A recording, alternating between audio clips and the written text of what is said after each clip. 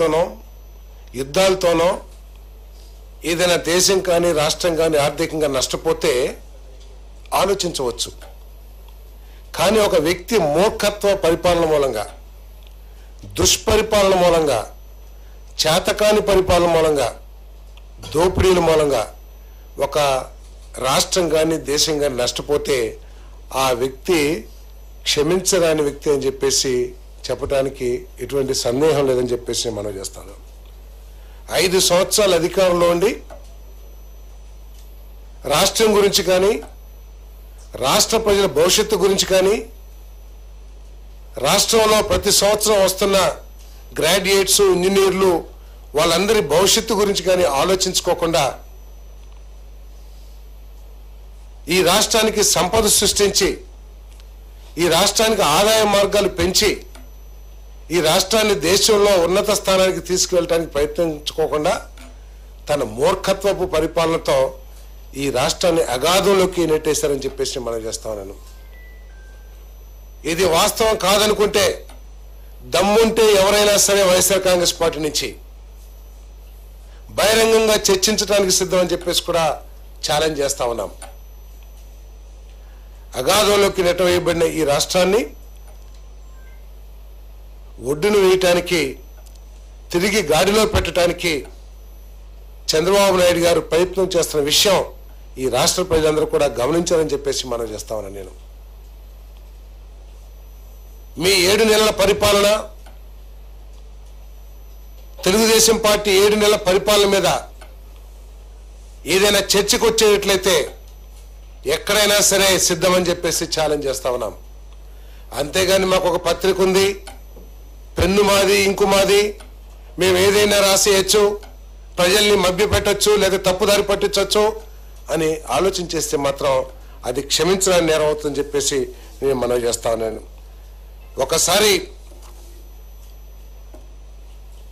గత ప్రభుత్వం నుంచి ప్రభుత్వానికి అందిన రాష్ట్రం యొక్క పరిస్థితి ఆలోచించినట్లయితే 10 లక్షల కోట్లకు పైబడి అప్పులు, 71,000 కోట్లు అసలు, వడ్డీ చెల్లింపు 1,40,000 కోట్లు, 2 అసలు వడ్డీ కలిపి 1,40,000 కోట్ల రూపాయలు భారాన్ని ఈ రాష్ట్రం మీద వేశారు. ఆలోచిద్దాం. అప్పు చేస్తాం తప్పు కాదని కూడా కొంతమంది వాదన చేస్తారు.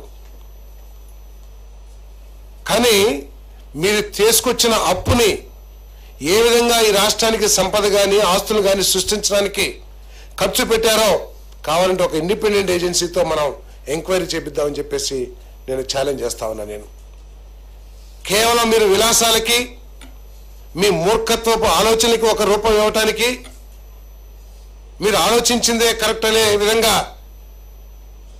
మేధావులు కానివ్వండి, అధికారులు కానివ్వండి, ఇటువంటి వాళ్ళ అభిప్రాయాలు తెలుసుకోకుండా ఈ రాష్ట్రాన్ని పూర్తిగా అగాధంలోకి నెట్టేసిన వ్యక్తి జగన్మోహన్ రెడ్డి గారు కాదా అని చెప్పేసి నేను ప్రశ్నిస్తా ఉన్నాను. నేను ఈరోజు ఆయన ప్రభుత్వం నుంచి దాదాపు 1,40,000 కోట్లు అన్ని బకాయిలే. నేనేదో చేసేసాను అంటారు. ఎస్సీ, బీసీ, మైనార్టీలకి చేశానని చెప్పేసి గొప్పగా చెప్పుకునే జగన్మోహన్ రెడ్డి గారు